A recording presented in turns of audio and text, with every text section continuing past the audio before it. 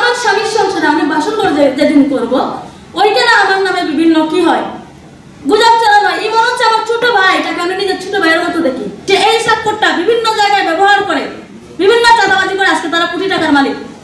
যে মাহদি একটা টাচফোন, ভালো টাচফোন চালাইতে পারতো না, সে এখন আইফোনের মালিক। আমি একটা মেয়ে হওয়াতে আমাকে বিভিন্নভাবে হেনস্থা, মেসেঞ্জারে হুমকি, আমার বাসায় হুমকি, ফ্যামিলিতে হুমকি, এইভাবে হুমকি দিতে দিতে তারা আমাকে মানসিক ডিপ্রেশনে ফেলাই ফেলছে। ডিপ্রেশনে যখন আমি চলে গেছি তখন আমি যা অনেক কিছু হয়তো আমি তখন পোস্ট করছি। আমার এখন বিয়ে হয়ে গেছে, আমার স্বামী আর চাচ্ছে না যে তুমি মানুষের ভালো কাজ করতে গেছো, কিন্তু দেখো আজকে তোমার বিয়ের দিনও তোমার শান্তি নাই, তোমাকে দৌড়াতে হচ্ছে, মেন্টালি ডিপ্রেস হতে হচ্ছে। আমার স্বামীর সংসারে আমি বাসন করে যেদিন করব ওইখানে আমার নামে বিভিন্ন কি হয় গুজব চালানো হয়। এই মনে হচ্ছে আমার ছোট ভাই, তাকে আমি নিজের ছোট ভাইয়ের মতো দেখি।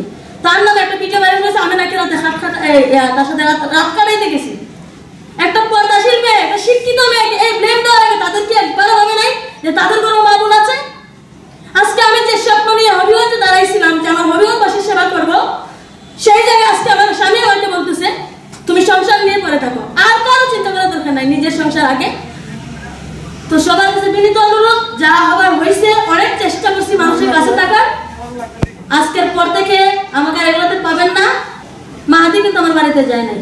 যখন এত কিছু তাদের আমি সততার সাথে কাজ করি, যখন তারা দেখছে যে মাহাদি হাসান, আরিফ তালুকদার, সামি শাকির, নাফি, সালমান, তাদের যারা আছে তাকে দিয়ে কখনোই দুর্নীতি করা সম্ভব না, চাঁদাবাজি করা সম্ভব না।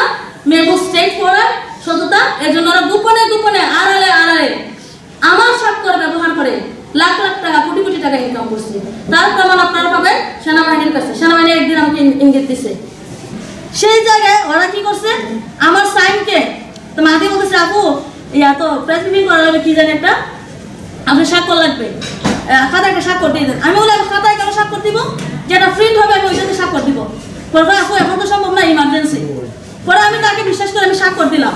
ওই যে মাহাদি হাসান আমার স্বাক্ষরটা নিছিল, সে এই স্বাক্ষরটা বিভিন্ন জায়গায় ব্যবহার করে বিভিন্ন চাঁদাবাজি করে আজকে তারা কোটি টাকার মালিক।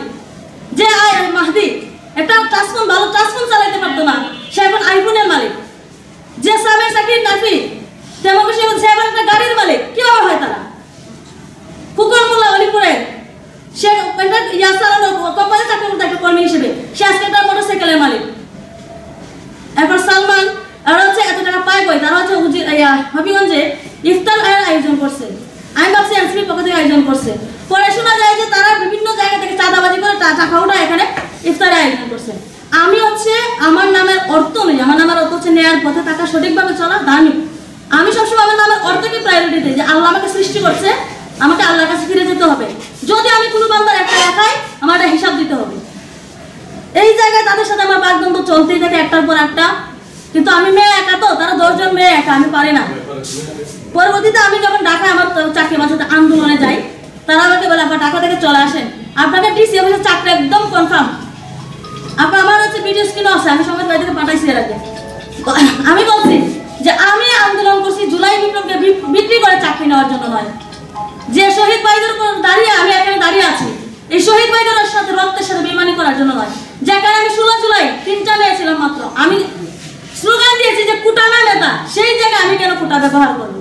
আমার তো শিক্ষাগত যোগ্যতার কমতি নেই, আমার বয়স আছে, আমি চাইলেই তো অন্য চাকরি জব করতে পারি।